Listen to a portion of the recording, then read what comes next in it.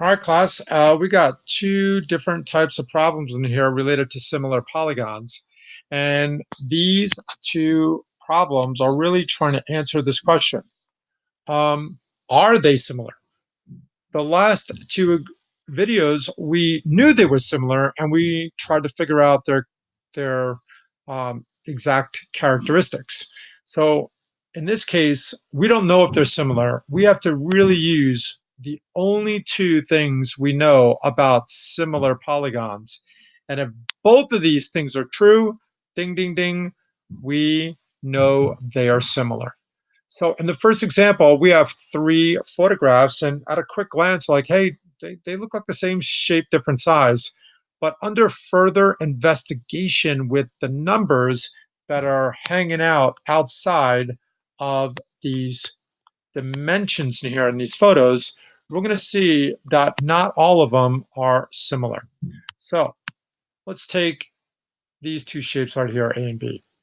Well, all their angles are congruent. We can see that clearly because all of these photographs have 90 degrees. So it looks like the first property in here are all the corresponding angles congruent? Yeah, they're all 90 degrees. The challenge here is evaluating whether the sides are proportional. Now, the word proportional is a little intimidating. All you have to do is think scale factor. And how do you find a scale factor? Take the big number and divide it by the small number. And you're going to do that for each and every single side. And if you're getting the same exact scale factor for all sides, then you know it's going to be, the second property is true.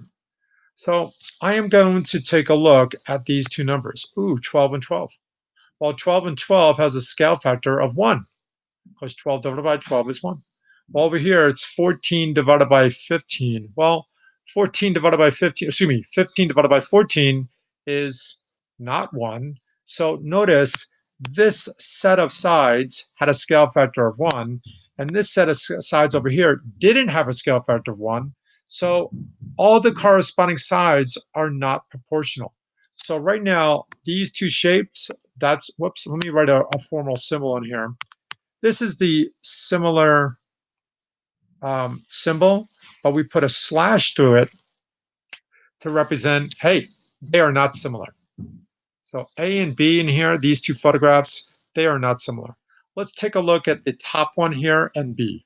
So when I take a look at the top one and B, I'm going to see what? I'm going to see 8 and 12. Those correspond to each other, but what's the scale factor? I take the bigger number divided by the smaller number, and I get 1.5. And then I look at the other two numbers. I look at 15 and 10. I take the bigger number 15, I take the smaller number 10, and I also get 1.5. Well, that's great news. They both have the scale factor. And if they both have the scale factor and these are all rectangles, take a look. That's going to be 8 and that's going to be 10 and that's going to be 15 and that's going to be 12. The other two sets of sides are going to have the same exact scale factor as well, making all four corresponding sets of sides proportional. They all have the same scale factor um, as one another. So we have both properties coming true here with these two photographs. So notice these two are similar.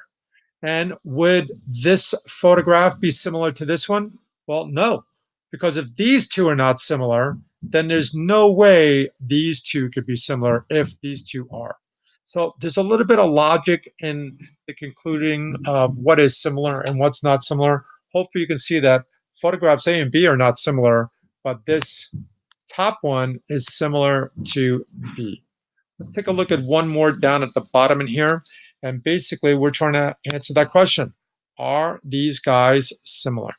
So we have a diagram here, and it looks like I know this angle N is matching up with R. Well, that's off to a good start. We got one angle, but we need all three angles. And then we have Q is the same as S. That's great news. And it doesn't look like we know the third, but in a previous lesson from a long time ago, we learned about the third angle theorem. What is the third angle theorem? The third angle theorem says in a triangle, in two triangles, if we have two angles matching up, then the third angles have to match up. So in this case, we're going to apply the third angle theorem. By the way, this doesn't work for quadrilaterals or pentagons. This only works for triangles. The third angle theorem says, look, if you got two angles matching up, that third angle is also going to be congruent as well. So far, we are halfway there. We have found that all the corresponding angles are congruent with a little help with the third angle theorem. And now we have to look and evaluate all of the sides. Well, look how this picture is twisted around and turned and maybe flipped over. And why did I put the green side there and that's the green and that's, how do I know those are all matching up? Well, you have to play the match game. What's the match game? Well, you have to match up small to small, medium to medium, large to large. So notice I'm looking for the smallest sides. Where are the smallest sides? Well, 11.5 in this triangle. Where's the small side in here? 9.2. That's why those are matching up. And what is the medium side? The medium side, if I look at those three numbers, which one is in the middle? Well, 12.5. Over here, which one's in the middle? Well, 10. And the largest sides, large to large, they're going to have to match up. That's 15 and 12.